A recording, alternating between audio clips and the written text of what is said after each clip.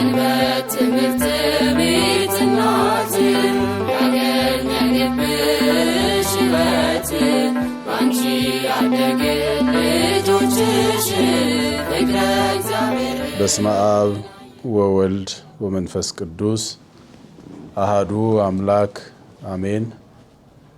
ክቡራን የመንፈስ ቅዱስ ልጆቻችን ይህንን ድምፅ የምትሰሙ በያላችሁበት የእግዚአብሔር ሰላም ምሕረት ቸርነትና የእመቤታችን የቅድስት ድንግል ማርያም አማላጅነት አይለየን። እንግዲህ እንደሚታወቀው በአዲስ አበባ ሀገረ ስብከት የሰንበት ትምህርት ቤት ማደራጃ መምሪያ የሰንበት ትምህርት ቤት አንድነት እጅግ በጣም በርካታ የሆኑ ተማሪዎችን ከዚህ በፊት መፈተኑ ይታወቃል። በዚህም መሰረት ጥሩ ውጤት ያመጡትንና ወደ ቀጣይ ክፍል የሚዛወሩትን ከ14000 ተማሪዎች መካከል ወደ 11800 የሚሆኑ ተማሪዎች እንዲያልፉ የተደረገ ሲሆን ቀሪዎቹ ደግሞ በድጋሚ እንዲፈተኑ ሆኗል። ስለዚህ ጥቅምት 30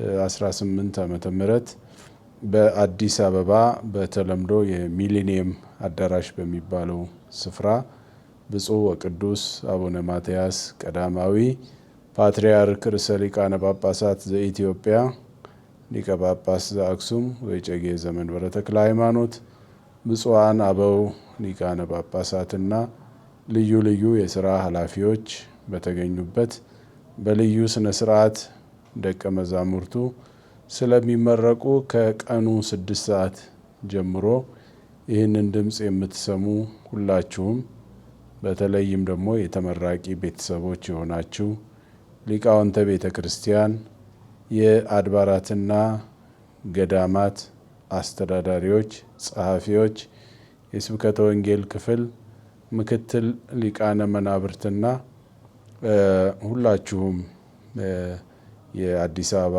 ሀገረ ስብከት አገልጋዮች የሆናችሁ በስፍራው ተገኝታችሁ ልጆቻችሁን እንድታስመርቁ እናሳስባለን። እንደሚታወቀው የሰንበት ትምህርት ቤት አጀማመርም በአዲስ አበባ ከተማ በታሪክ እንደሚታወቀው በ1937 ዓመተ ምህረት ሰንበት ትምህርት ቤት በዚሁ በአዲስ አበባ ከተማ እንደተጀመረ ይታወቃል። አሁን ደግሞ ይሄ በልዩ ስነ ስርዓት በልዩ መርሃ ግብር የማስመረቁ ሂደትም ደግሞ እንደዚሁ በአዲስ አበባ ከተማ የሰንበት ትምህርት ቤት አንድነት ባደረገው ከፍተኛ ጥረትና ያላሰለሰ ስራ በጣም በሚገርም በሚያስደንቅ ሁኔታ ልጆቻችንን ያስመርቃልና በዚህ መርሃ ግብር ላይ ማንም ሰው እንዳይቀር ጥሪያችንን እናስተላልፋለን። ከቀኑ 6 ሰዓት ጀምሮ ስለሆነ መርሃ ግብሩ ሁላችሁም እንድትገኙ እናሳስባለን። እግዚአብሔር ከሁላችን ጋር ይሁን።